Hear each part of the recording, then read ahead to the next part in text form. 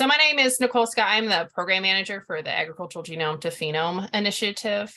We are funded by USDA NIFA. And the workshop today is partly funded by one of the AG2PI seed grants from one of our earlier rounds. I do want to note, and I can put the URL in the chat here in a minute, but we are currently offering what we term coconut grants, and we call it a coconut because coconut is a large seed. So these are large seed grants, especially compared to our previous seed grants. So we will be awarding up to $250,000 for between 6 and 8 projects that meet some sort of agricultural genome to phenome challenge. So again, I'll drop that URL in the chat soon. So for today's meeting, again, this is sharing UAS based high throughput plant phenotyping data via public clouds. And our presenter today is Jinha Zheng. He received his bachelor's and master's degree in civil, urban, and geosystem engineering from Seoul National University in Seoul, South Korea in 2003 and 2005, respectively.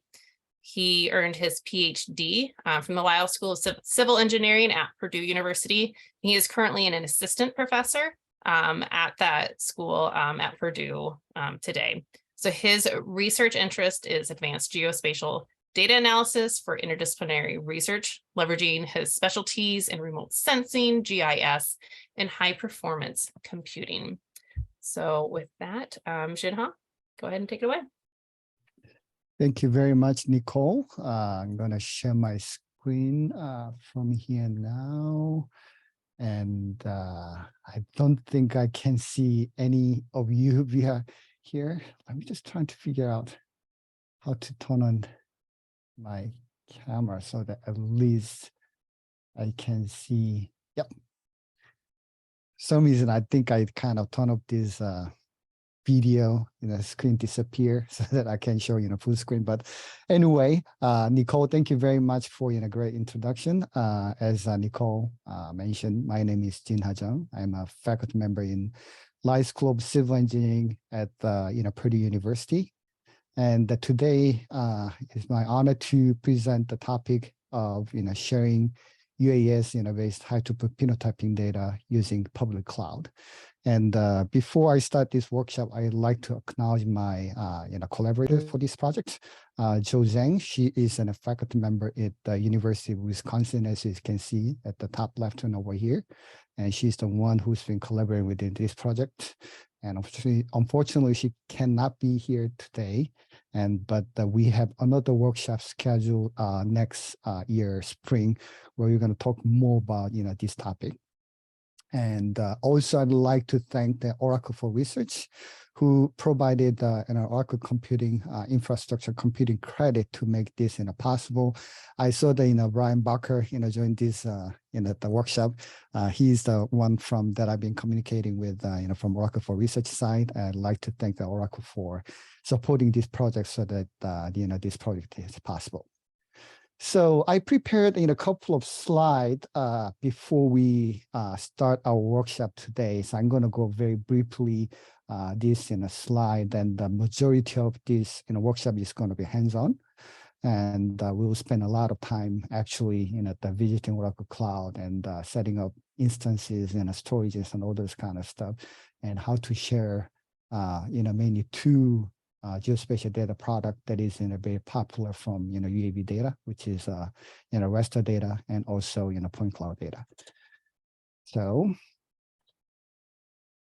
let me see if I can proceed. So I actually, like Nicole mentioned, I got my PhD at Purdue.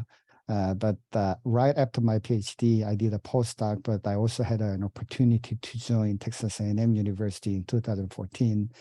And while I was in Texas A&M, I had a privilege to work with a Texas A&M AgriLife group to develop this UAB high throughput phenotyping system for agricultural application.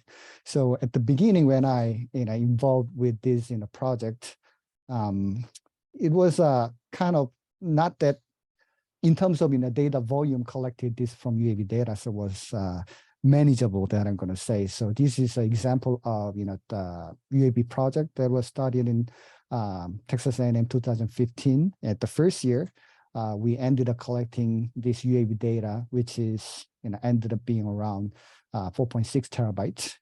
But next year, as we have more location, we start to collect the data, and the more field from each location, this volume of data increase from the 4 terabyte all the way to 18. Then year after, it is going up to 35 terabyte, and the year 2018 was 64 terabyte of data. And the 2019, I left Texas A&M and joined Purdue, so I don't have the most recent statistics I'm showing over here. But when I first lastly talked to folks in Texas A&M, what is the current status of this UAV data volume? It was close to 140 terabyte of data as of 2022 right now. So you can all know that this UAV generate huge volume of data, and this is great because this is one of the reasons why people love to to have this technology, so that we can get very, very high resolution in terms of spatial resolution, but not only spatial resolution, but also temporal resolution data set being collected for your the research field, so that you can utilize this data set to extract information that is not even possible before. But when your data volume reaches to something like this that you are seeing from the screen, probably a lot of you who work with this kind of data set might feel like, let's say, the 4 years later, I like to look up the data set that I collected 2 years ago. Probably this is how you feel like. And there is a lot of data set, large volume of data set probably in your the external hard drive, and you have to spend quite amount of time to figure out where is the data that you need. And this managing this data set becomes a huge burden. So that is kind of the main reason why Dr. Zhang and I submitted a proposal to AG2PI group to see how we can manage this big UAV data set a little bit more efficiently, and also to make it more discoverable, or also share this data set with others. So we submitted a seed grant to this AG2PI in a seed grant opportunity, and we are lucky to to be selected as one of the the awardee. And in this seed grant, we had 4 main objectives that we proposed. And the first one is how we're going to set up a the web services so that we can share this data set. And on those web services, how we're going to actually share the raster data. Like I mentioned earlier, this is one of the data products that is being generated from most of the UAV data set, assuming that this is an optical system. And also by product of structure for motion, we also do generate 3D point cloud data set. So how we can actually visualize this data and share this 3D point cloud data set with others. And the last part here is discoverability, and this I'm not going to cover today. There's the reason why I mentioned earlier that we're going to have another workshop in next spring is because Dr. Zhang from University of Wisconsin is going to mainly focus on this last part of the the objective in next workshop. So with that, this is going to be training material or workshop material that will be covered today. We created a GitHub repository that is open to public, so you can scan this QR code. Then that will forward you to this GitHub website. And I believe Nicole, I'm not sure if you already pasted this link to the chat window. Probably she can do this as well, so that you're going to have a copy of the link in the chat window as well. And this is the agenda for today's workshop. There is going to be 4 main tasks that we are going to be doing. The first one is how we are going to configure Oracle Cloud infrastructure.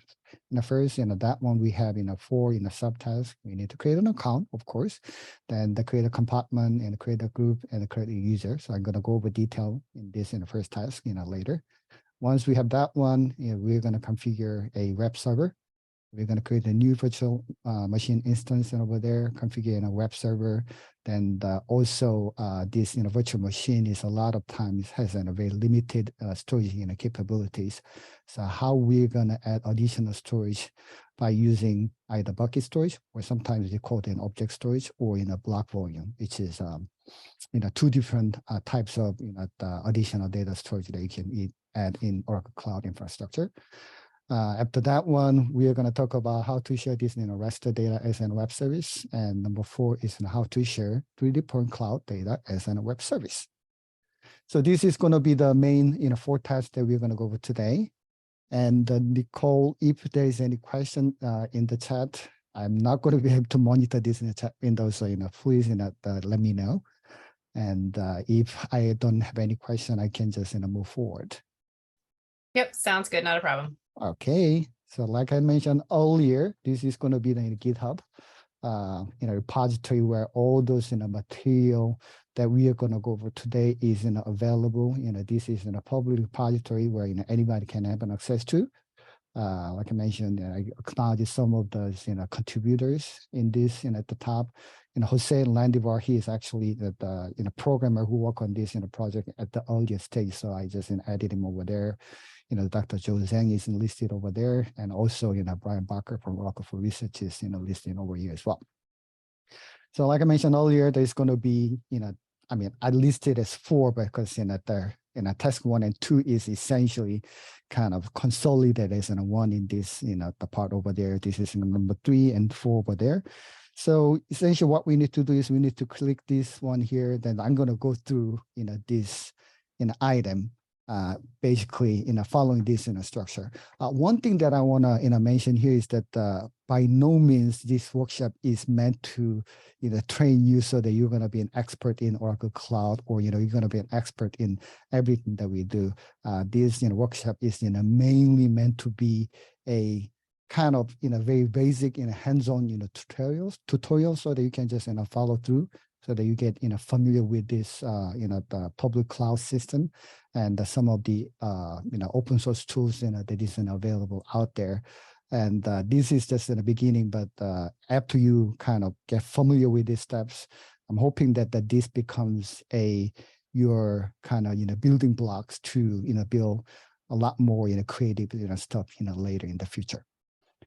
So with that, and what I'm going to do here is I'm going to start from this creating account part. So the place that you need to go here is, let me just this one up here.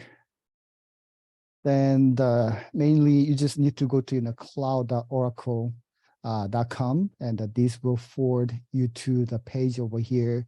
If you don't have an account, you can just basically click this sign up button at the bottom left. Once you do that, Oracle do provide a $300 worth of credit for 30 days use, so that you can try things out. So you can just create an account here. I think the only caveat is that you need to provide your the credit card information, which won't be charged until you're end up to go over this $300 limit, or after 30 days.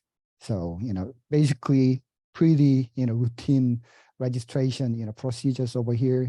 Select the countries, then they give you your first and last name, what email you're going to use. You just go to the CAPTCHA, the test, then verify email. Then you're going to receive an email.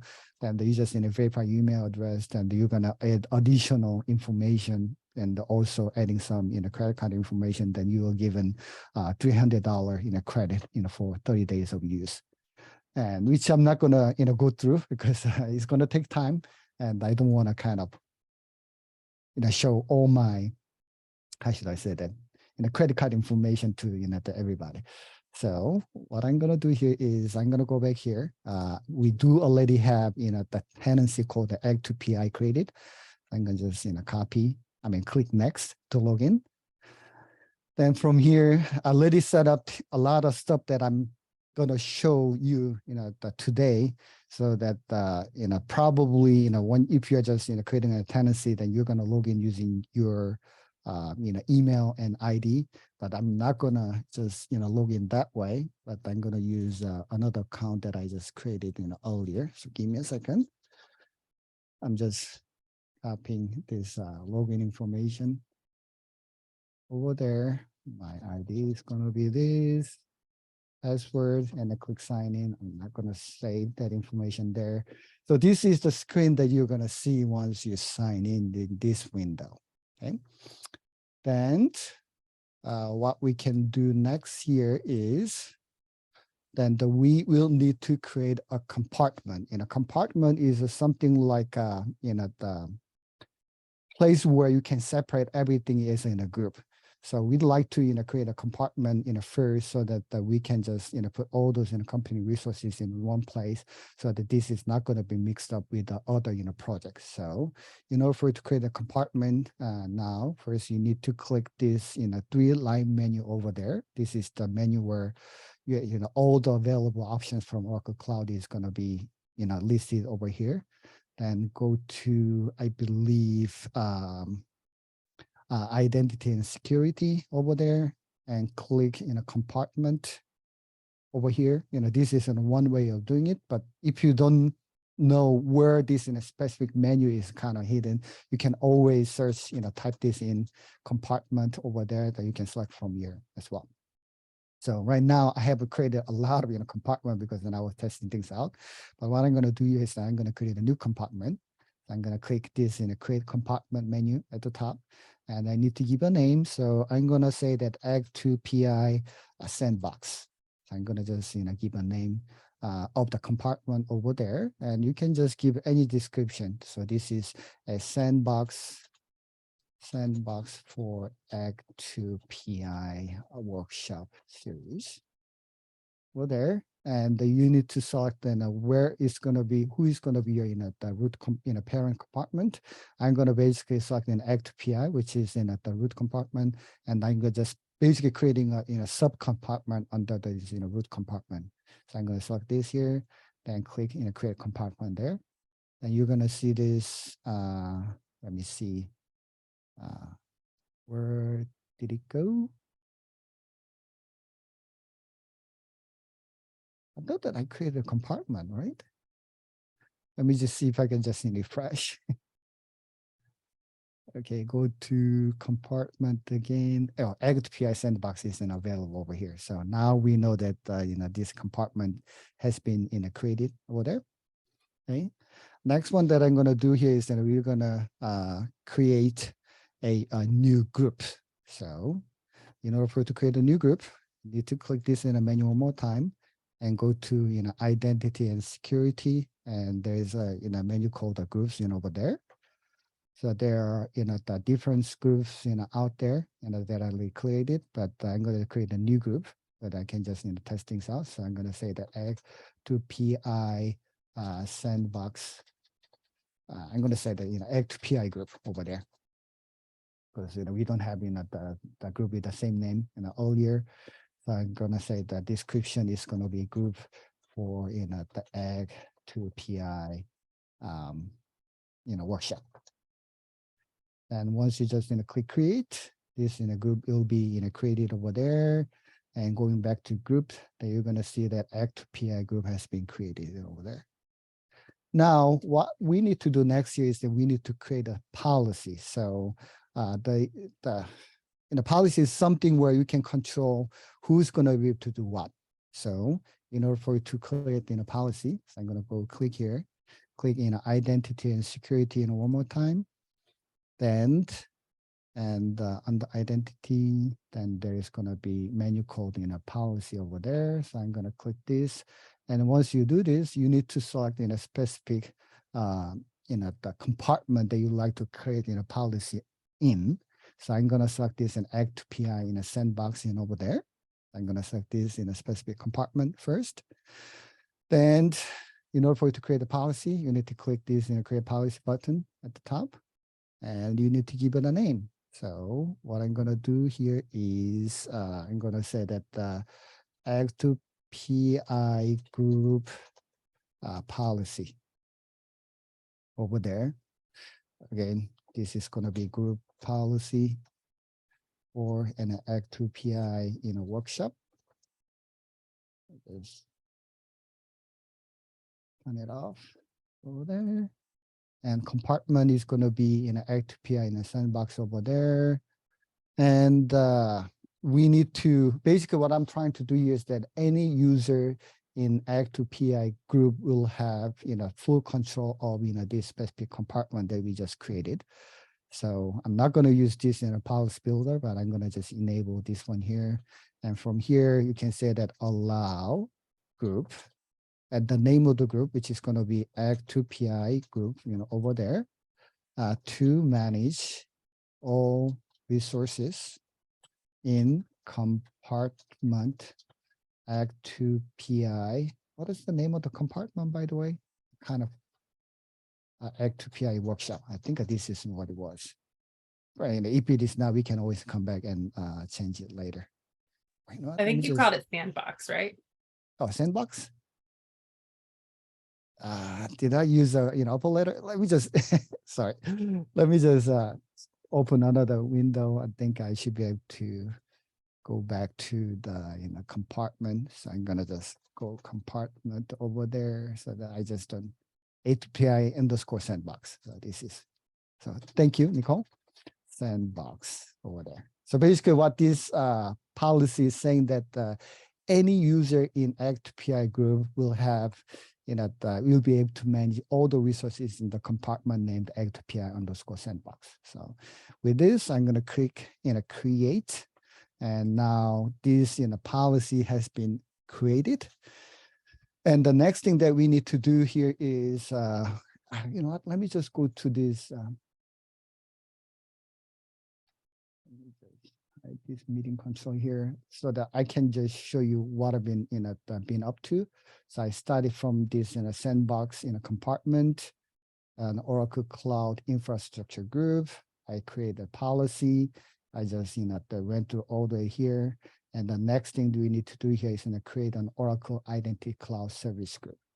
So coming back here, we need to click this in a menu one more time. Then go to identity and security. And under identity, there is the menu called federation. Okay. And you're going to click this the default federation that is available from there. Then from here, there is the menu called the groups. So I'm going to click this in the groups over there. And this is different from the groups that you created earlier. This is something called a there is another, the Oracle Identity Cloud Services. So this is a different group. So we're going to create this one, as well. So I'm going to click this. Then need to give a name. So IDCS. You can just name it whatever you want, but because this is under Identity Cloud Service group, so I'm going to just use the same acronym as there as well. Then the name of the group over there in AG2PI group over there. So basically, I like to use the same group name, but use the prefix of IDCS and underscore as a prefix to this group over there. And maybe I can just have some kind of description here. CS in the group for AG2PI group over there. And users, we are going to add users later, so I'm going to leave this in a blank. So I'm going to just click create over there. And you're going to see that IDCS_AG2PI group has been added. And this is what we did, so far over there up to this point. And the next one that we need to do is map the Oracle Identity Service group to the actual Oracle Cloud Infrastructure group. Just do this. So what we need to do here is we need to go to identity provider service detail. So what did I do here? So from here, I need to click this in IDCS and AG2PI group over here. And let me see. Identity provider.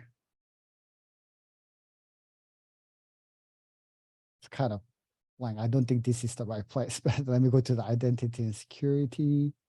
Then the federation over here, click this, and we have, group, oh, sorry, we have, group mapping here. So this is the one where we're gonna map, IDCS and mapping to the Oracle Cloud, the groups over here. So I have all the other mapping already done here, but I'm gonna add a mapping over there. So you need to select, which, identity provider group is gonna be the one you're trying to map, where in this case, IDCS AG2PI group. Then the specific OCI group is going to be AG2PI group, over here. So I'm going to just add mapping. Basically, what it does is that whatever, the policy that we created for, specific, Oracle Cloud group is going to be mapped to, specific this IDCS, the group, over there. Once you have this one, what we need to do next year is we need to create a users. So when you create an Oracle Cloud, account, basically you will be, the given, the admin account over there, but it is always a good idea not to use the admin account for day-to-day operation, because admin account is very powerful. You can get a lot of things done, but it also means that you are very vulnerable to any mistake you might make. So it is always a good idea to create another account that is going to be main use for the day-to-day operation. And you only need to log into an admin account whenever you need to do the critical maintenance related operation. So we need to create a new account so that you can use as a kind of day-to-day operation. So in order for you to create an account, come over here, identity and security, and click users. Or click federation, sorry. Over there. And you're going to click this Oracle Identity Cloud Service. And from here, you're going to create a new user. Okay. So I'm going to create a new username. I'm going to set AG2PI and workshop. Probably I'm going to just keep this as the username over there. Email. I'm going to use my Purdue email over there. You need to type in your email one more time to make sure that this is correct. I'm going to keep my name and phone number 765-496-1267. And select the group, which group you like to assign this user to. This is the one that we just created over there, IDCS and AG2PI group over there. And after that one, you're going to click create. Our email does not match. Where did I make a mistake? Oh, edu. Okay. And click create. Then now this user has been created and the email has been sent to this email address. I'm not going to show my email screen over there, but I'm going to go to my email. Then actually I received a link where I can just verify my email address. And since I already logged in as another user, what I'm going to do here is I'm going to create a new private window so that I can just separate this out. So I pasted the link that came to my email. Just type this in here. Now you see this AG2PI workshop username is there, and you need to reset your password. So I'm gonna just create a new strong password. I just use the the other program that you are not seeing this from the screen, but I just created a new password using strong password generator, and I probably is a good idea to save it somewhere so that I can log in later. So you are not seeing this screen, but I'm just copying this password in somewhere else that you're not seeing over here. So I'm going to say reset password. Let's say congratulations, your password has been reset. Now you should be able to log in using your new password. So what I'm going to do here is I'm going to go back to Cloud and Oracle. Okay. Account. Never seen this kind of error message earlier. So what I'm going to do is that I'm going to use Chrome private window over here, cloud.oracle.com over here.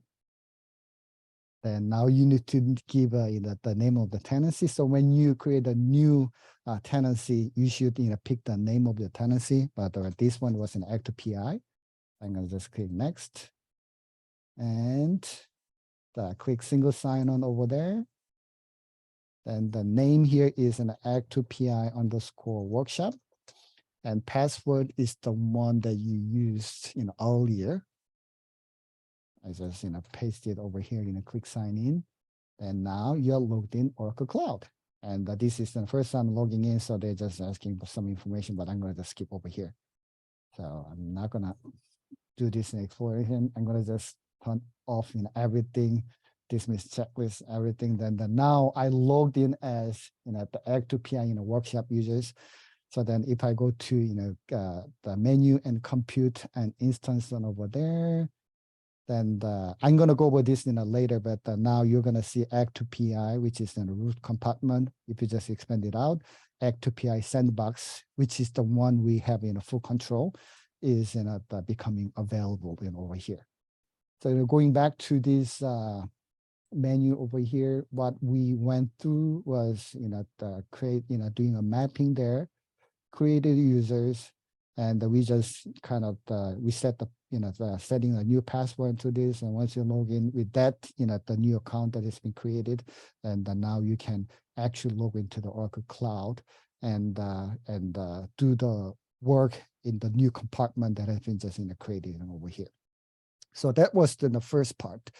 Next part that we need to do here is now we need to create a new instance with a Linux operating system. So I'm going to go back one menu here, create a new instance with a Linux operating system. So basically, we're going to go through this link over there, but on our the window where I logged in as the AG2PI workshop users. Let me just go back here. Like I mentioned earlier, in order for you to create a new instances, you need to click this in the menu over here, click compute, and click instances. And this is where you're going to be able to create a new virtual machine. And when you first logged in, probably this is how it's going to look like in an AG2PI compartment, or nothing has been selected. But make sure you select the compartment that you have the privilege to work with. So right now, I'm going to select this in the AG2PI sandbox in a compartment where I have full privilege of creating the virtual machines or any additional storage and etc. So from this window, in order to create a new instance, all you need to do is create instance button over here, and you need to give a name of the the instance. So I'm going to say the AG2PI workshop. I'm going to just virtual machine. So I'm going to just give a name like this, and which compartment that you're going to create this in a virtual machine or in an instance in. I at least select this in AG2PI sandbox over there. Okay. Then you need to select an availability domain. So I'm not going to explain what these are. Basically, these are the domain where you're going to have some separation. So you're going to have some, how should I say this? So that you're going to have some additional, you can just, have, multiple instances, creating the same, available domain so that they can, communicate each other. So you need to pick, any one of these. So I'm going to just go with the one because this is enough, the default one. So don't worry about this at this moment. And next, scroll down, you're going to have image and shape. Basically, image is the one where which kind of operating system you like to create in a virtual machine in. And you can, but by default, Oracle Linux is selected. But my personal choice of Linux distribution is the canonical Ubuntu distribution. So I'm going to select this one here as well. But you can go with the CentOS if this is the one that you're familiar with. We have other Oracle Linux distribution images are available as well. Or you can also create a Windows in a machine if you want as well. But I'm going to go with the canonical Ubuntu. And the 2020-04 is the latest long-term support version. So I'm going to go with this. Select images. Next, we can just do select the shape of the machine. So basically, shape of the machine means that what kind of computing resources you want to assign this virtual machine to. Essentially, by default, the one that I'm using is the VM standard E4 flexible tier over there. So I can just get to select how many CPUs I want. If I want, I can select all the way up to I'm not sure what is the maximum that I'm allowed to select. 22. I believe I even allowed to. Maybe I'm not allowed to. 43. I think this is possible, but for the demonstration, I'm going to just create a the virtual machine with four number of the CPUs, and by default this amount of memory is going to be assigned accordingly. Let me just select the one with the 8 core, so that we're going to have 64 gigs of memory. So basically here you can select either AMD based machine or Intel, the ARM based processors. I believe some of the more specialized shape like GPU node. You need to select this one over there. But for this workshop, we're gonna stay with this AMD with the 8 core with the 64 gigs of memory. I'm gonna select this shape. Next, networking. So we need to create a virtual cloud network so that this machine is going to be exposed to the outside networks. So you need to click select the compartment that you're working on. In this case, AG2PI sandbox is the one that I'm going to be working in. Then from here, you need to, if you already create a virtual cloud network before, you can use that one. But since this is, the first machine that we are creating, we need to create a new one here. So I'm going to say that AG2PI, I'm going to say the workshop and VCN, virtual cloud network. So I'm going to just create a new one and name it that way. And also create a sub network. I'm going to just name in here is that AG2PI workshop and the subnet. So I'm going to just name it this way. Side block for the the internal IP address. I'm going to just leave this in a default. Basically, they're going to use the 10 based the private network IP address range. You don't need to kind of understand, but just leave it as a default. And a public IP address is going to be assigned to this machine automatically, because we like to make this the machine available visible to the outside the network. I'm going to select this one here. And this is the important part, add SSH keys. And for those of you who doesn't know what is an SSH keys, in old way of the authenticating who you are is an ID and password, but that has some of the flaws in terms of if somebody using an easy password, that becomes your security hole. So basically, the best recommendation at this moment here is that don't use an ID and password, using the SSH keys to log in. So either you can generate a new key pair for you, or if you already have a key pair that is generated from your machine, you can just unload this public keys from your local machine, or you can paste your the public key over here, but etc. But in this case, I'm gonna just let the Oracle Cloud to create a new SSH key pair.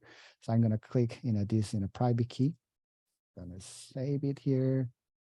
Then I'm gonna go to download temporary directory over there, and I'm gonna save these keys over here. And if you want, if you can save public key as well. So I'm gonna save both the private key and the public key. And these two key pair, public key is something that you're gonna give to others to authenticate you are, and private key is the one that you're gonna use only for you, so that you can match public key and your private key to say that, oh, I'm the real person that who's supposed to be. So public key is something you share with others, and the private key is something that keep for yourself. You're not supposed to share. And anybody who has a private key, then that person can act as just like you. So the key thing here is that you like to make this in a private key as a private to you. So you need to be able to, you should download this to your local machine, because later when you're trying to log in this machine, you're going to use this private key to log in this machine over there. At the bottom there, the other options over there, which I'm not going to go into detail, but we just leave as the default and click create button. So once we do this, then what the Oracle Cloud is going to do here is that going back into this Oracle Cloud infrastructure, they're going to create a new virtual machine with a specification that I requested earlier. Okay.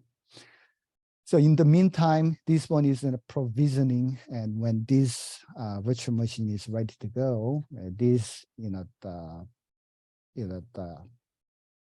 scale will turn into green, and ready to go. You see this public IP has been assigned as well. In the meantime, what I'm going to do here is I'm going to go into the directory where you downloaded your the private key and public key pair.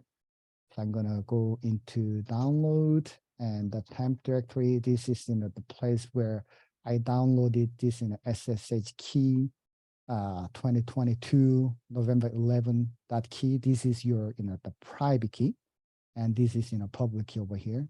And now this machine says that it is now ready to go. It is up and running.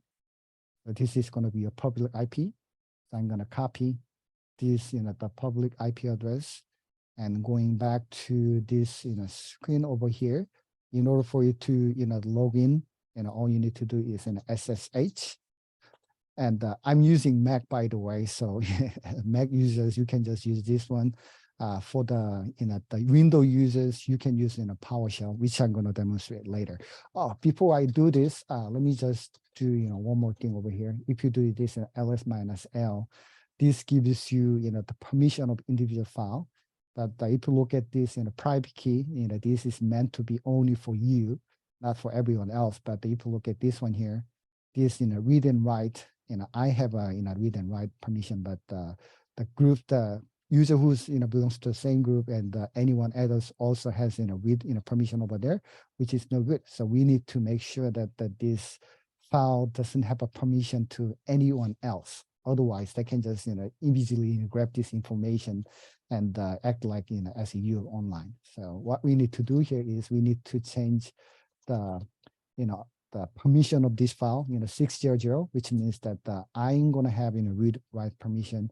Everyone else will have the no other the permission at all. So if I just do chmod 600 SSH key 2022 November 18th, if I just do ls minus AL one more time, then you're going to see this permission has been changed so that any users in the same groups and the others will not have the permission to read this file at all. If you don't change this in Mac, SSH will give you a warning that even once won't let you log in, because this is a security hole. But for the Windows, Linux, Mac users, you need to make sure you change the permission of your private key accordingly. And the Windows users, I don't think they're checking this one, so you don't need to change the permission. But once you have this one here, same thing. You have to open PowerShell, and from there you can just basically do the same thing as well. So SSH is a command that we're going to use. -I is the option that specifies where my private key is located. I'm going to say the SSH key 2020 November 18 key that I just created over there. Then the username, going back to this screen here, they said the username should be Ubuntu. This is in a public IP address. So going back to this one here, I'm going to say Ubuntu at public IP address that you just copied. Probably this was not copied over there. I'm going to click copy one more time, and coming back here, paste it over there. If you just do this, they're going to say that this is the fingerprint of the server do trust, because we just created. So I'm confident that this is the machine that I'm trying to log in. So I'm going to say yes. And now we are inside this machine. So what we did have done so far is going back to this window over here, creating a new instance with the Linux operating system, and connecting to the instance using SSH key. So this is the instruction that we got. Change the the permission of the file, and using this SSH key, you can log in this way. And what I'm going to do next here is that I'm going to demonstrate how you can log in using Windows. Let me just open this up, Windows instance over there. Just give me a second, I'm starting up Windows instance over here. For the Windows, what you need to do here is click this the Windows menu, type in Windows PowerShell over there, and move into the directory, probably desktop over there.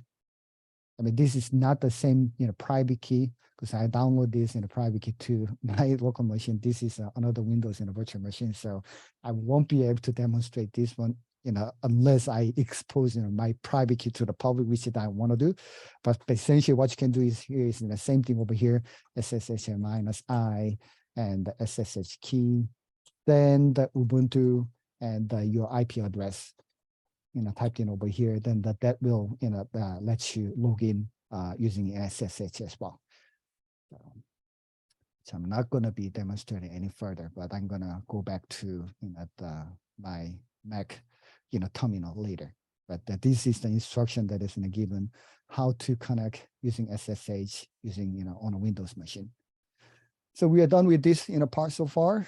And Nicole, is there any question on the chat or anything that I'm missing? Nope, all the chat is just me right now. Okay, sounds good. So we went through this in creating a new instance with a Linux operating system. Now it is up and running. Now what we need to do next here is we need to configure a web server. So basically click this one here. This is the process that we are going to go through. Let me just do the same thing for my another screen. The reason why I'm not just having one screen is because I have two screens over here.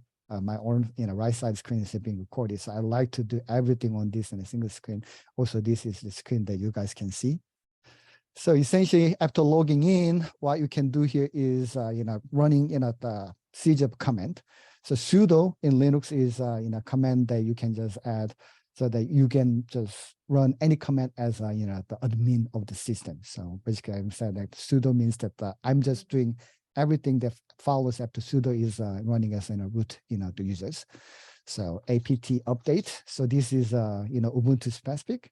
Basically, the Ubuntu had the package management system built in, and I like to update this in a package database to the latest. So if I just do this, they're gonna go to this the package the database and download the most recent package information over there.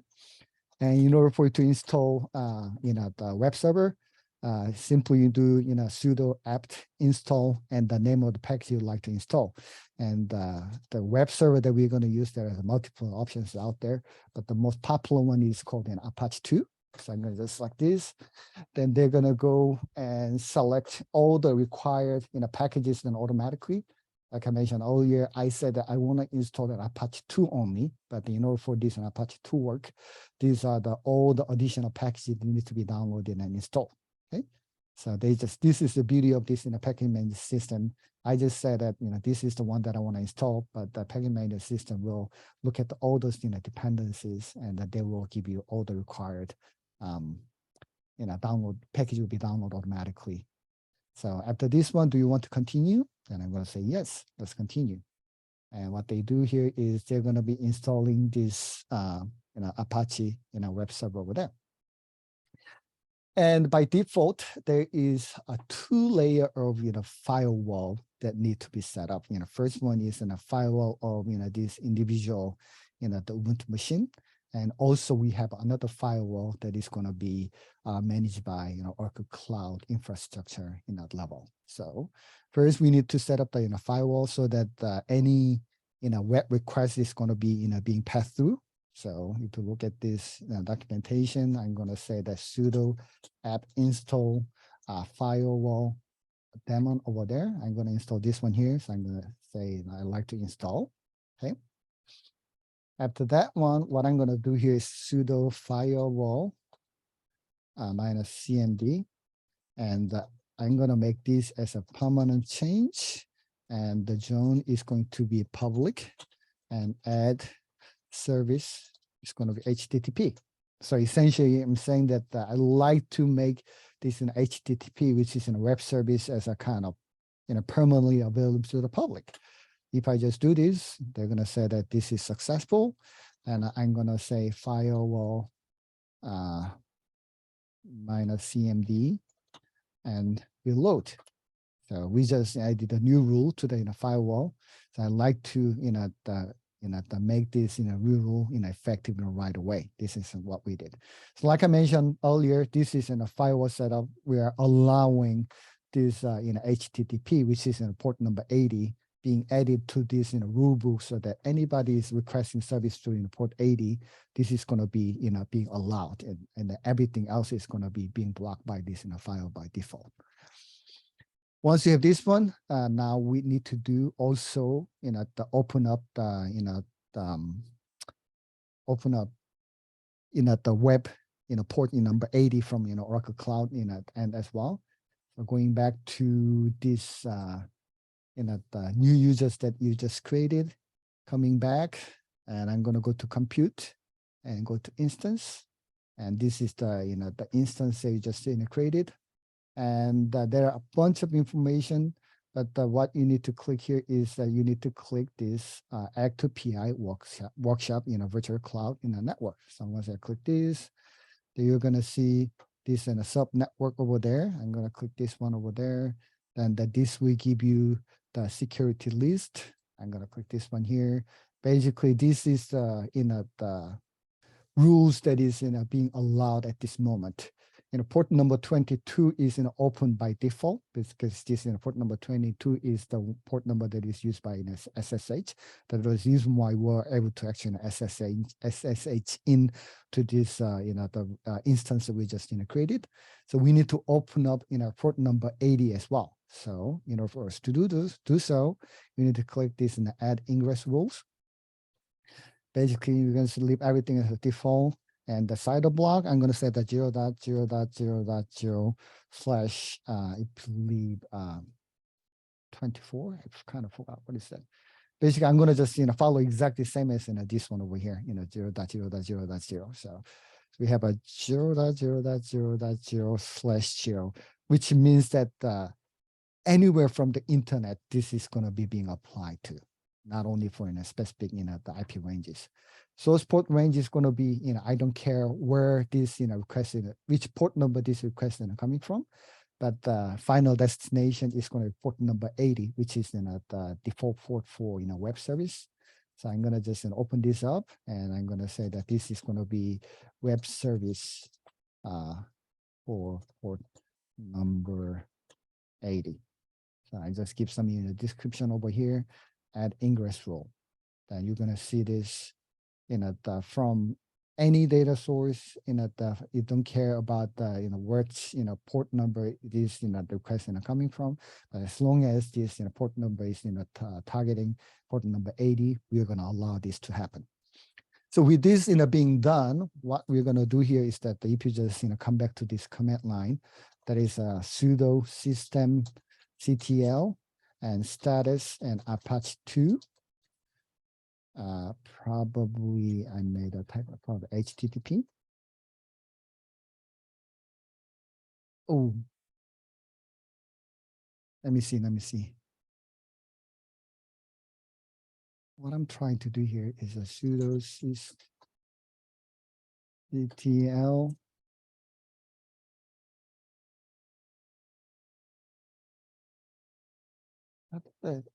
status Apache 2. Yeah, so I kind of made a typo here. Apache made a typo. If you do this, basically, system CTL is the command line command that you can check the various status. This is a command that you can use to control various services in Linux. But basically, status asking you what is the status in a specific service that you're doing, and this is an Apache 2. It is up and running. So essentially, this means that this website is up and running right now. So going back to this compute and instance over there. Now, if I just grab this in a public IP address, and if I open up here, type in this in an IP address, then you're going to see this the web services that are being created, because whenever you install Apache web server, this is going to be default the web page that is being generated by this Apache.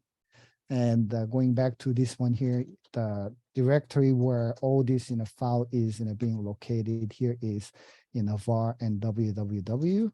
There is a directory called HTML. And if you open up this index.html, this is the content that is being displayed right now. So let me just scroll down. So this is the default page used to test the correct operation of Apache 2 server after installation, is exactly matching this part over here. So for example, if I just create a vi test.html over there, this is test page. Okay, I'm gonna just save. Oh, I don't have a permission to do so. And so sudo vi test.html. This is a test page. I'm gonna just click and save. And coming back here, if I just test.html over there, then you're gonna see this is test page. This is kind of proof that this web server that we just created is hosting this file to the public. And if you just type in this URL from anywhere in the world, you should be able to see the same thing from your end as well. Okay, so I think this is what we have. Let me just go back to our screen over here, repository here, update the firewall from the Oracle end. This is an updating firewall from the Ubuntu end.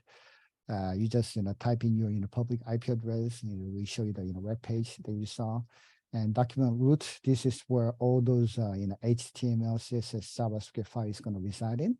By default, it is set to var www.html. If you just do this, this is going to be mapped to this specific file on that virtual machine over there. Okay, next one that I'm going to go over here is that, like I mentioned earlier, we just go back to this screen over here. If I just do df-h, this is the command that shows you how much of storage that is available for your machine right now. If you look at this in SDA1, this is the kind of the root, the volume over there. This one has total of 43 megabytes. So 43 gigabyte, 45 gigabyte of volume is available. From that one, you're using 2.1 gigabyte. And for that reason, you only have 43 gigabyte of space available for you to use. And a lot of cases, this UAV data set, you can go easily over this limit. And so, this, default, volume that come with is, sometimes in most cases, not good enough for, most of your, applications. So we need to add additional storage for, these, specific instances. This is going to be exactly the topic that I'm going to go over, right now. So I'm going to demonstrate two different, storage spaces, over here. The first one is called, the object storage for large data storage. If you click this one here, this is going to be, quite lengthy, but I'm going to go through this in a process, right now. So let's go over here. And what we're going to do here is that first we need to go to OCI. Let's go back here, go back to this window, coming back here. In order for you to add a new object storage, you need to click this menu, go to storage, and object storage is called in a bucket over there. So I'm going to just click here. Of course, you'd like to select the compartment that you like to work on. In this case, AG2PI underscore sandbox over there. I'm going to create a new bucket and give the name. So AG2PI workshop bucket. I'm going to say that, how should I say this? I'm going to just give a name like in a bucket over here. There are two different storage tiers. I'm going to just go with the standard enable auto tiering. This is when you don't use it much, they're going to just lower the tier so that you are not going to get higher bills or etc. But I'm not going to go over each of these buttons. I'm going to leave everything as a default. But all you need to do at this moment here is give the name of the bucket and click create. This will create your bucket over there. Once you click this, now it is already ready to go. There is a bunch of other information there. So you can upload the file using this upload button over here. That's one way of doing it. But what we'd like to do here is that we like to make this object storage in a bucket available as a part of a file system in the new virtual machine that we just created. Okay, so that's what we're going to do. In order for you to do so, what we need to do here is, going back to our command line here, we need to use something called an S3FS install. So in order for you to do so, let me just, move into my home directory over here. This is my home directory. So sudo apt install S3FS. If we just do this, I'm going to say, I'd like to install this one. Yes, over there. And you will need to configure credentials. Okay, so from going back to this window, that you can click this in a profile.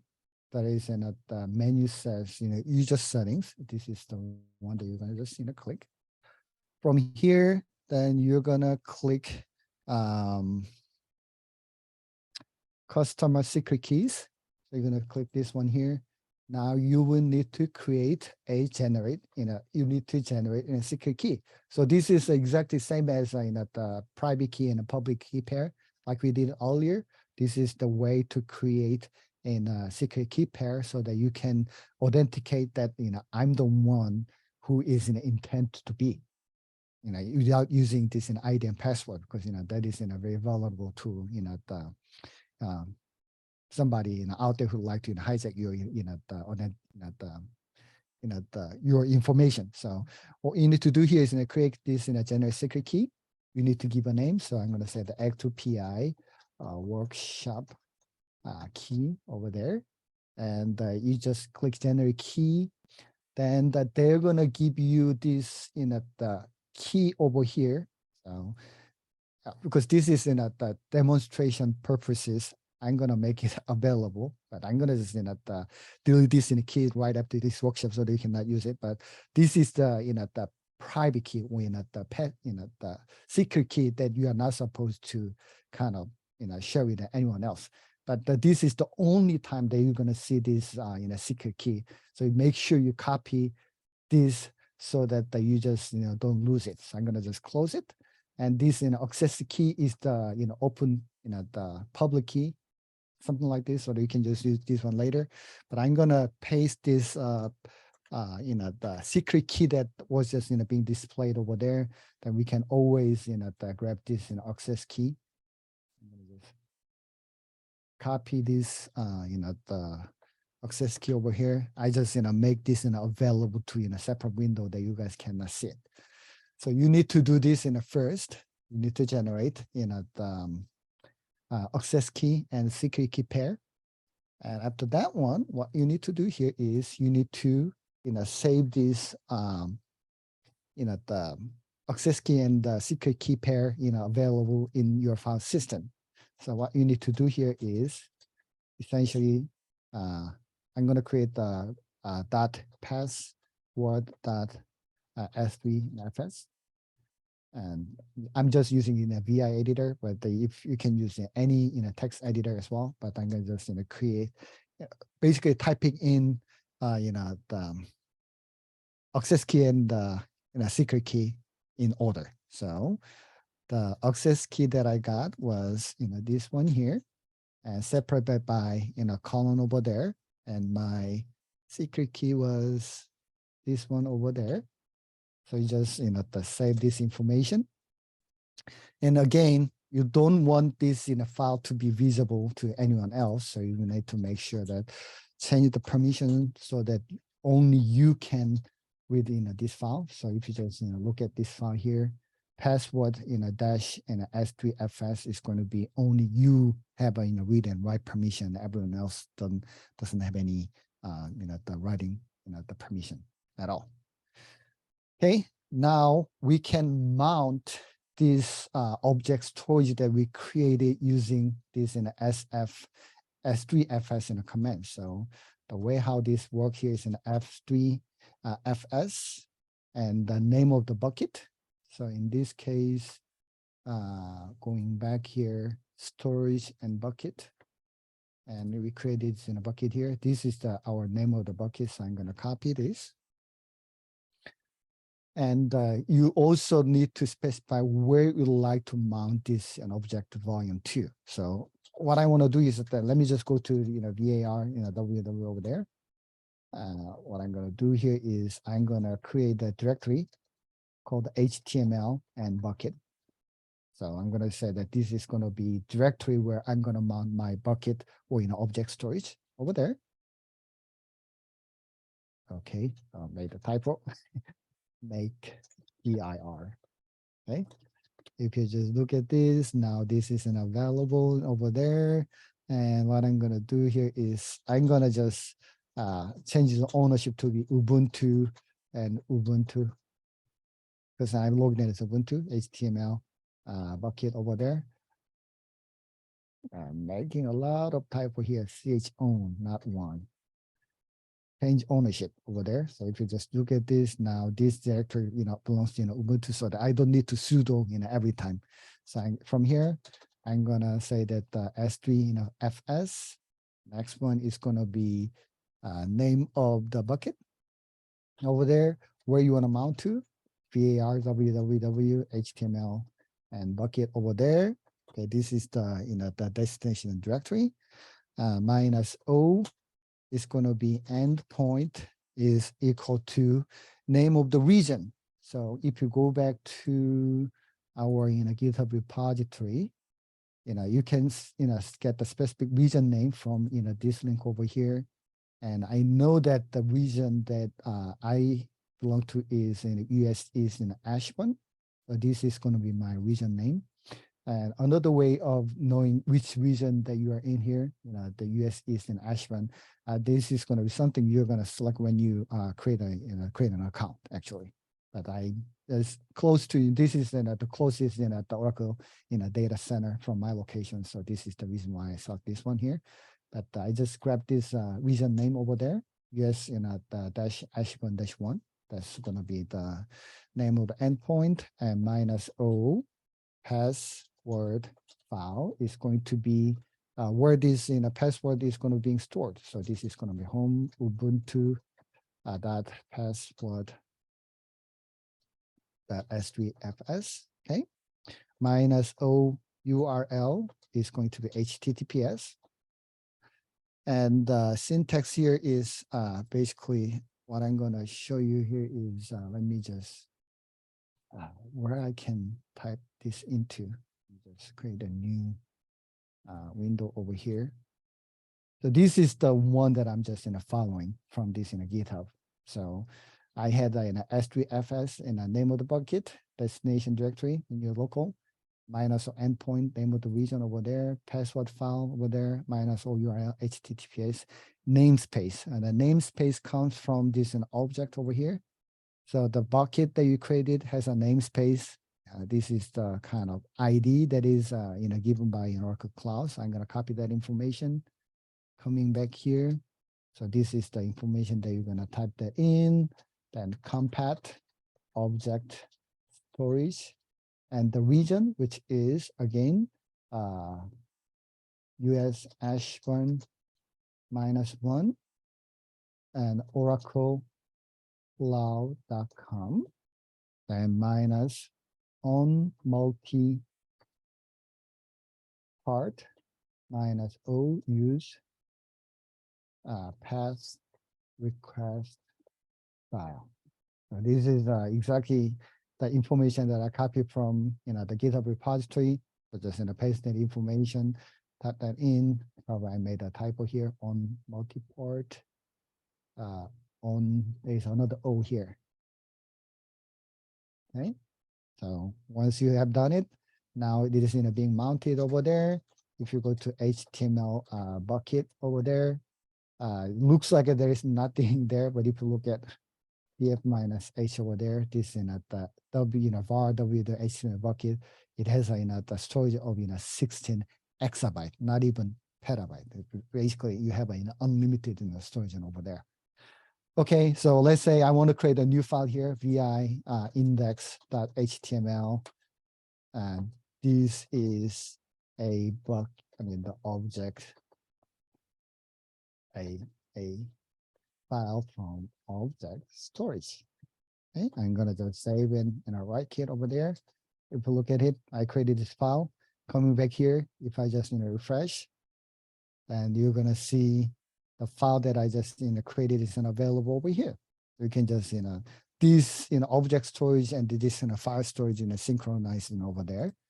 And let's say now I'm gonna just close this out. And let's say I like to change my document root for the web server, pointed to this one over there. So in order for it to do so, if you go to cd etc Apache over there, if you go to the sites available, this default.conf is a configuration file for the default web server. So if you just do the sudo vi 00 default conf over there, you see this document root is set to be in a var www.html. So I'm going to just add underscore bucket. I hope I didn't make a mistake. I'm going to write sudo system ctl restart patch 2 over there. I restarted it. And if I just go back here and just refresh this web server here, permission is denied. Why is so?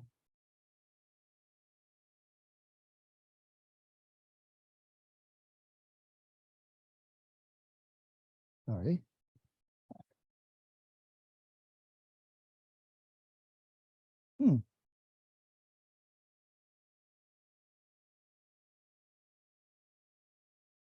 I'm trying. Oh, I figured it out because this in a parent directory doesn't have a permission by everyone else. So I need to do chown my current directory with 755 current directory.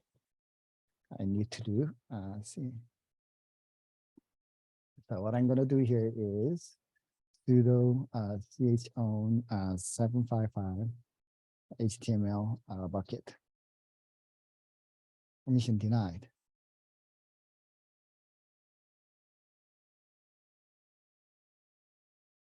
Okay. ch755 HTML input and output error changing over here.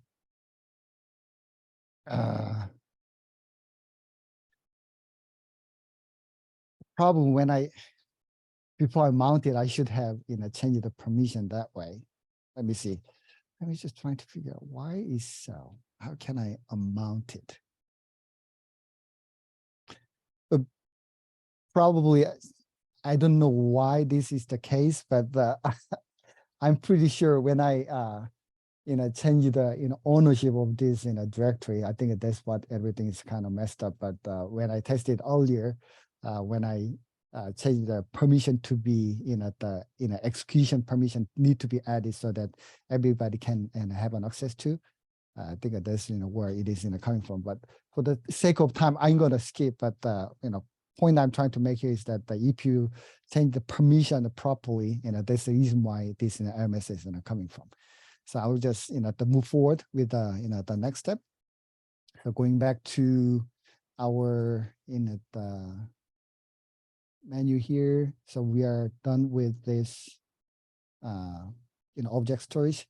But this object storage is good for very, very large volume of data set. But if you're dealing with let's say somewhere around 10 terabyte data, this block volume might be a lot better option too, because this is much faster the storage to read the files and out as well. So to add the block volume.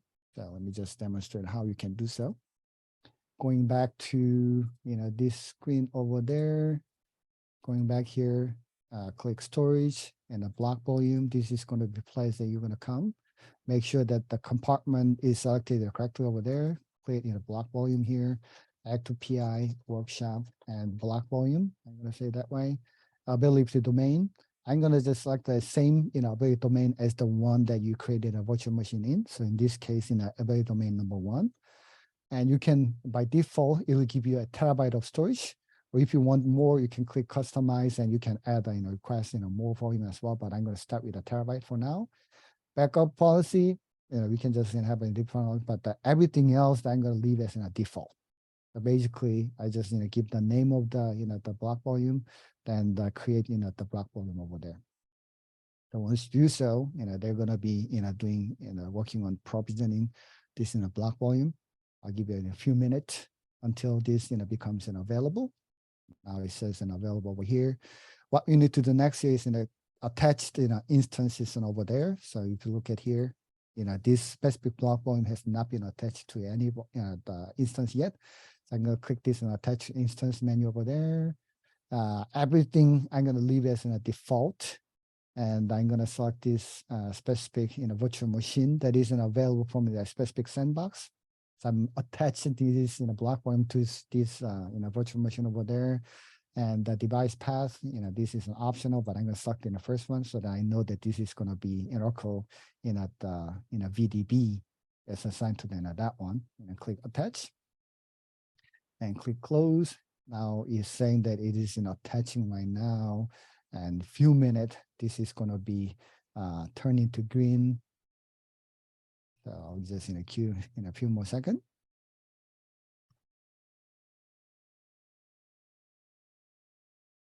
Okay, in the meantime, what I'm going to do here is I'm going to compute an instance.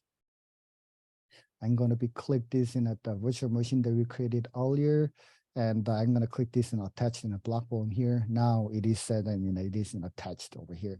So from here, you're going to click this in a 3 dot at the right, and there is a menu called an ISCSI command and information.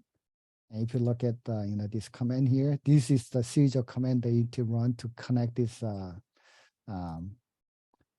block volume. So copy this command, coming back here, and you're gonna be pasting this information over here type enter. Okay. Now, if you look at this sudo fdisk -l, you're gonna see this the SDB of 1 terabyte has been available available over there. So what I'm going to do here is I'm going to make a file system. So sudo mkfs -t of ext4. So ext4 is a default file system for Linux. Location of device is going to db sdb over there. So I'm going to just get a default value. They just created a file system. Now I'm going to go back here, sudo mkdir html and block volume. Okay. Now I'm going to mount divide STB, which is the new block volume that we just created, into HTML underscore block volume over there. To HTML of block volume over there. Now you see this new file has been created over here. Okay.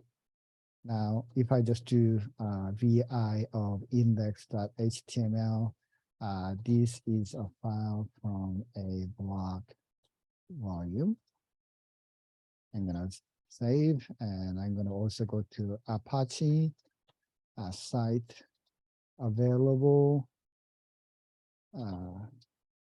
default configuration file. Now, I'm going to change this document root to be the www and HTML underscore block volume over there. UTL, we start in Apache 2. Now going back to this window, if I just refresh, then you're going to see that this is a file from block volume. So we are hosting a file from block volume we just newly created. Okay, I know that I'm kind of way behind in terms of the things that I like to do. So I'm going to speed up a little bit. So we are all the way up to here now, how we can share the raster data as a web service. So first we need to upload the raster data as using HTTP. So using the same information that I used earlier was the username, you just set that one, leave passwords blank, the host name is going to public IP address, and use the private key that you just created. You can just use this information to log in, then you can upload your raster file from your local machine to Oracle instance in this way. And you need to configure the open source the frameworks to do so. So this is going to be essentially what I'm going to be following after, assuming that the file has been unloaded to your local machine over there. And essentially, I just made available one of the example ortho mosaic images. So this is the one that I'm going to be using. So coming back here, I'm going to just go to www.html. And the block volume over there, I'm going to set a sudo mkdir data. And I'm going to be downloading there. You know what? Let me just change ownership to everything to me. So sudo ch own -r is a recursive. So I'm going to change ownership for everything inside the folder, Ubuntu and HTML of block volume. So if I just do the HTML block volume, now, if you look at ls-l, everything belongs to the me, so I don't need to do the sudo anymore. Okay, from here, I'm going to be downloading this example data set. from the GitHub. So I'm gonna just copy and I paste it here. It is downloading this orthomosaic images right now, and you need to install software. So sudo apt update we already did so I'm not going to do that again. But the sudo apt install, there is a package called the gdal-bin. So this is the gdal binary packages that is going to be installed. So we just install this. Okay, there are a couple of things being installed, and after that one, now we have this example data set that being downloaded. We can just use GDAL tools, so GDAL info and PPAC RGB automatic example. If you just run so all the the header information of this GeoTIFF file is going to be displayed over there. And one key information that I like to to point out here is that the mapping projection that is used to generate this data is using WGS84 datum and UTM zone 16 north. And if you scroll all the way down, EPSG code for that one that we are using here is here 326.16. So if you look it up, EPSG code is 320.16. This is the UTM zone 16 north with the WGS84 datum. So with that information, what you can do now here is now you're going to do gdal2 tiles .py.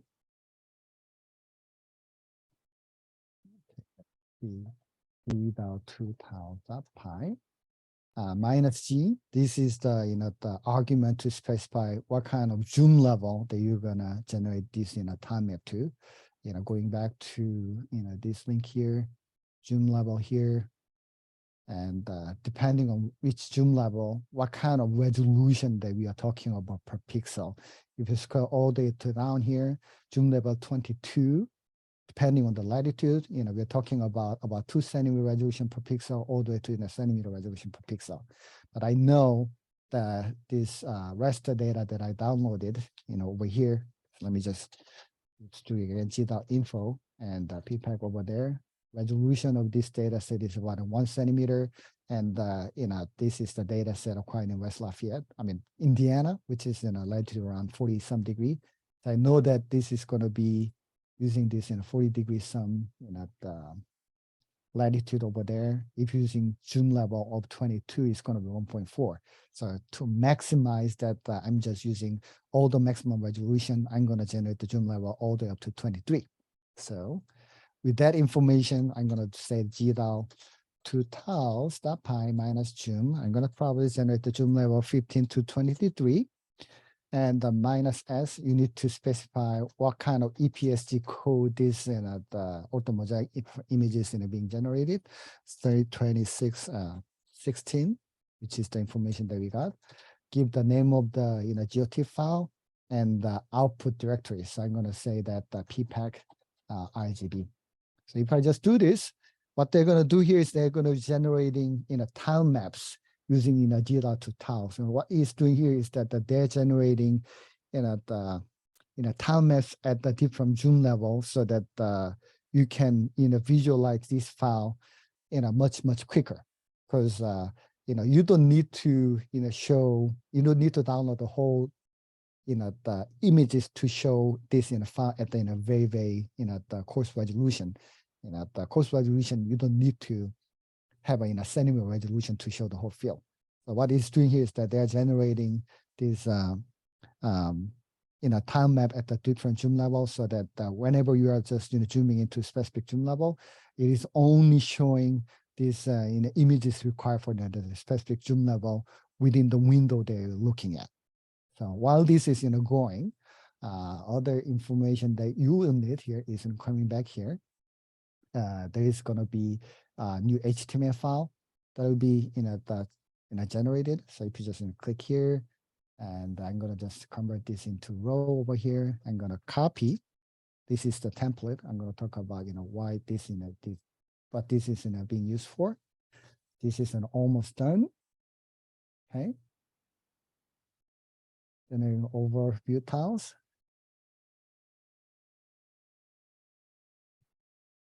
Dr. Jung, while we're waiting for this to finish, there is one question in chat that's asking for the database storage.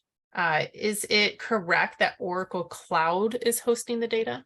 So database is another huge, the topic where I'm not going to be able to, cover here, but basically, the Oracle is known for, database company. They are having, their own database engine that is, very popular. And this is, they're the, the industry lead on this, database. So they do have an option to use an Oracle database. But they also have an option to use any of the open source database engines like MySQL, PostgreSQL, anything, MongoDB. It is only up to you because this is the virtual machine. If you want to install any of these database engine open source, you can just install this machine as well. So I hope that answers your question. I'm just going to keep going because I already have 30 minutes left and I have a lot of topic that I want to cover. So here I'm going to say that ppag.html. I'm going to create a new file. I'm going to paste this information that I just created over there. I'm not going to go into all the detail. This is a template that I created using a leaflet.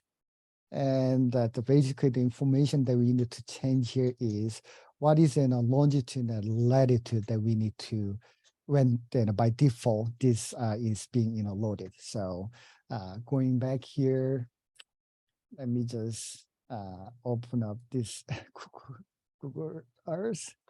I wish I had this information already, but going back, Purdue, PPAC. I hope they're gonna find, they find Purdue University. This is not what I want. Purdue Research.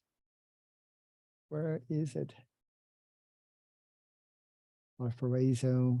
I know this is real close somewhere here.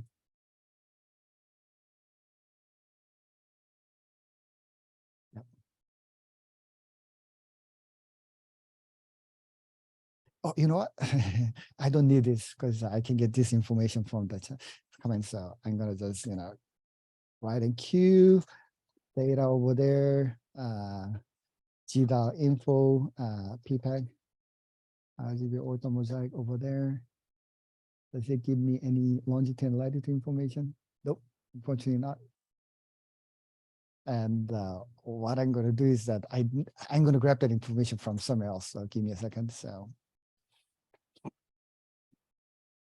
you're not seeing the screen that I'm doing, but I'm just logging in to get the information that is needed.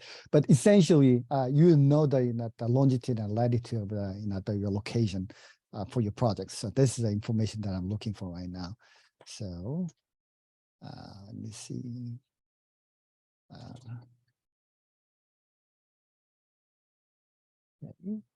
The information that I got from other sources here, I copied this information, but essentially ppag HTML, I'm gonna be changing all the way up to here.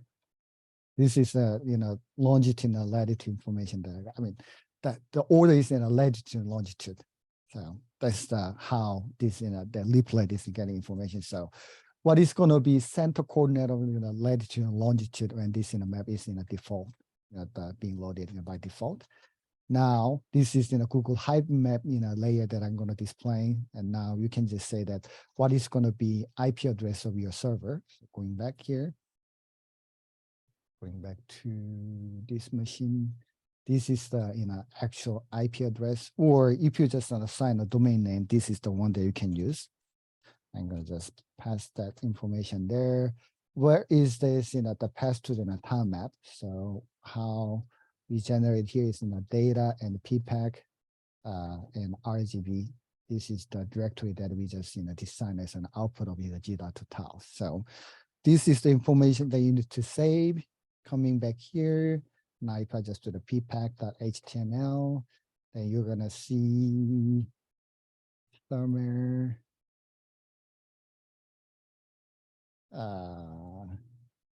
Did I make a mistake? Data, ppag.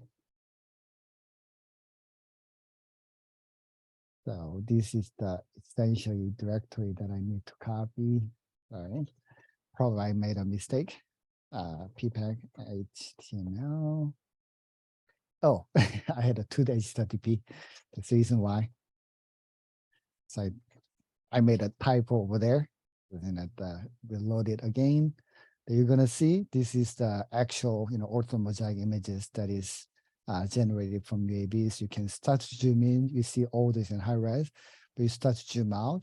You're gonna see, these UAV images, making it available, very, very quickly. And this is an images that is over, close to 100, 200 megabyte. But depending what specific zoom level, they are only showing you the portion. If I zoom all the way in, you're seeing, showing high resolution images, but only, feeding this portion of the images they're looking at. So this is one way of sharing this data set with others. And if you like to provide actual link to download this data, over there, and this is the this file is stored in the directory called data. So I'm going to copy here. Let's say I'm going to just say data slash and the ppeg.html, then they will let me download this data to my local machine as well. So that's the part about sharing a raster data. And coming back here, last part here is how to share 3D point cloud data. So point cloud data is the most data standard data format is the last format. But this last format is good for local processing and local visualization. But in order for you to be able to visualize this data over the web, and the last is not the best format to visualize. So we're going to use an open source tool called pathway converter to convert this last form file into the web-friendly format. So first thing we're going to do here is that we're going to installing pathway converter on our virtual machine that we just created. So coming back here, probably I'm gonna make this screen a little bit smaller so that I can just type this in while we are just looking at here. So first install sudo apt install build essentials, cmake, and G++. So I'm gonna just install those packages. And also, I'm going to be installing another packages. So sudo apt install live EBB app over there. Okay. Now what we need to do is we need to compile this in the last tools, because this pathway converter using last zip as a way to compress the data. So I'm going to move into my home directory, and I'm going to make directory called depth. Move into the depth. I'm going to also make a directory called workspaces. I'm going to move into workspace. Then I'm going to create a directory called last tools. Move into last tools. Then I'm going to be cloning this last tools the GitHub repository to this the instance that we just created. Okay. Then I'm going to move into the master last zip directory and make a directory called build, move into this directory, and I'm going to basically copy this command here, cmake, making configuration file for the compiler over there, then make. So what it's doing is the compiling the last tools over here. Okay, this compile is done. Next, what we need to do here is we need to install pathway converter. So coming back. Now move all the way back to workspace over there. I need to create a directory called pathway converter. Okay. Pathway converter over there. Then I'm gonna clone this pathway repository to local machine. And move into the master directory. And I'm gonna be checking out tags of 2.1, because I think this pathway converter is an open source project. The nature of this in open source is that sometimes you never know what might be what kind of the shape this latest release is going to be. So I already checked out the version 2.1 is being compiled on Ubuntu distribution. So I'm going to be checking out 2.1. Okay, now I'm gonna make a directory of build, move into directory build over there. Then I'm gonna be copying this all the way to the end. Coming back here. Paste it then. And what we need to do is type in make. Okay, now they start to compile this the Patrick converter. And if you're Windows users, I believe Patrick converter do provide a Windows pre-compiled binary. So it's going to be just a matter of googling up Patrick converter, download this the binary in your Windows machine. You can convert your last file into Patrick format on your local machine. Then only the Patrick format can be downloaded to the virtual machine later if needed. So while this is compiling, what we need to do here is we need to download the example data sets. So I'm going to be using some of those the 3D point cloud that is generated from my previous project. So I'm just going to give a few more minutes while this is being compiled.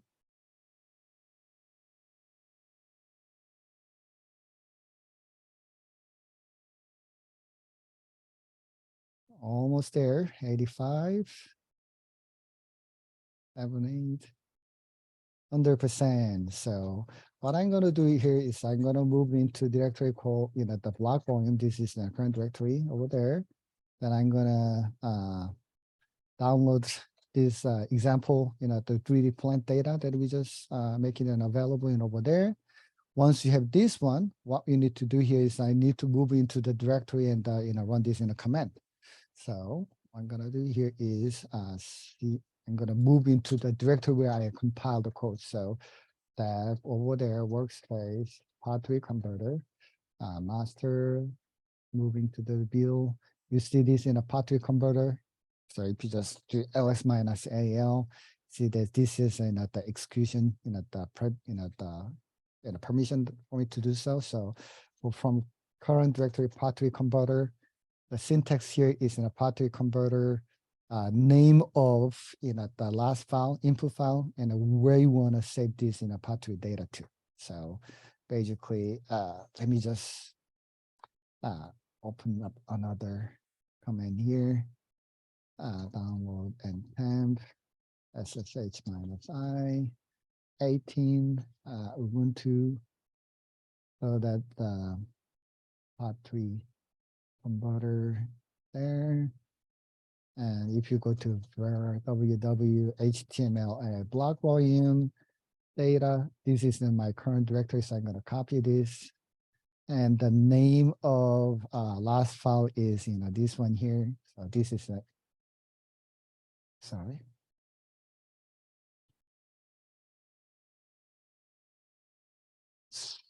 I made a lot.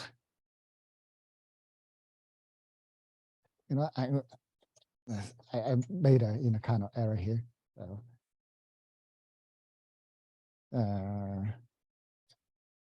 let me just do it again. Patrick converter here and the HTML block volume data and the 3D example, the plant over there minus output is going to be what I'm trying to do here is that I'm going to make a directory here, nkdir Patrick out.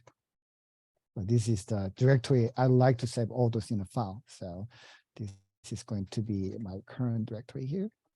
I like to save all this and output to this in a specific directory. So if you do this, they're going to be doing some conversion over there. Once you do this, they generate these 4 files. So what is in Hackett bin, metadata in Octave bin. This is the kind of file that you need to create. And there's going to be another template that you can visualize this, the Patrick converted files over here. So I'm going to copy this. Coming back to this one, I don't need this anymore, so I'm going to exit out. Var w HTML and block volume. I'm going to say that the vi Patrick.html. I'm going to paste this in all day out, and this is again HTML template that is using in a Patrick JavaScript library to visualize in a 3D point cloud. So you don't need to change anything all the way from the top, but the only thing that you need to change is actually, where is it?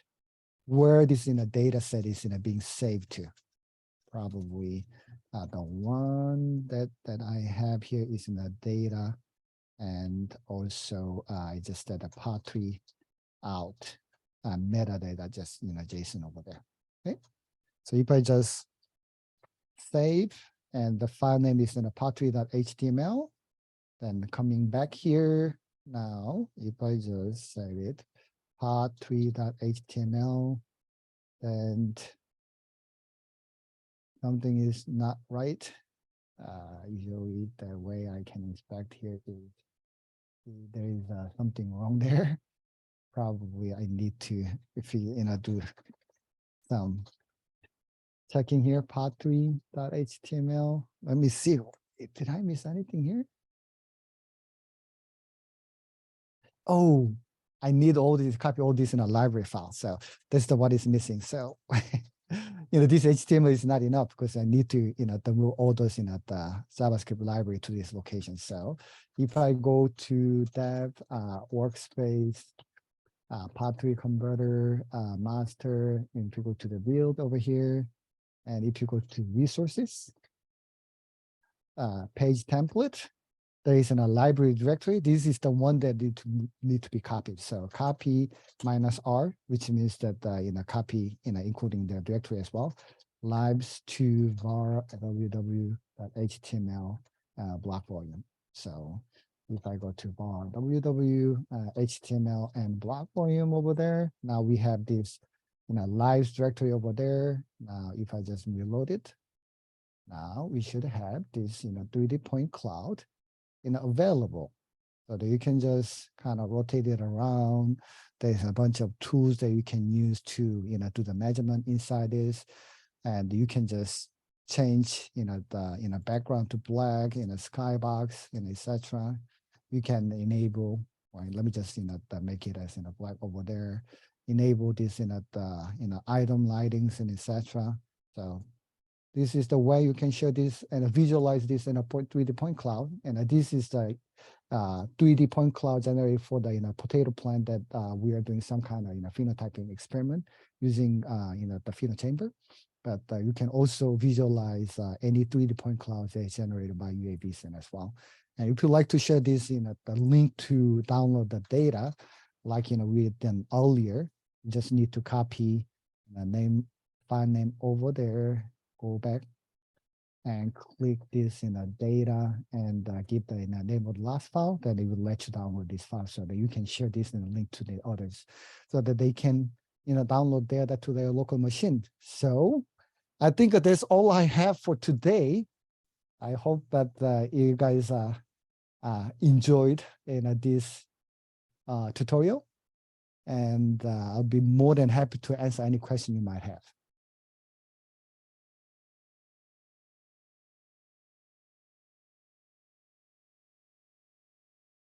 So if anyone has questions and you'd rather just unmute, feel free to do so and go ahead and ask your question.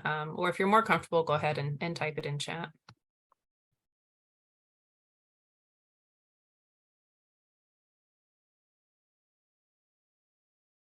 I know this is kind of not an easy for me to ask a question because not everybody is following what I've been doing. And like I mentioned earlier, I didn't intend you to follow what I'm doing right now live, because there's a lot of information being poured in today. But the reason why we are recording this session is because you can just watch what I've been doing, but hopefully later you can follow what I've been doing by yourself. While you are doing it, you'll understand much better about this overall process. And we also do have GitHub repository where all those required steps is documented over there.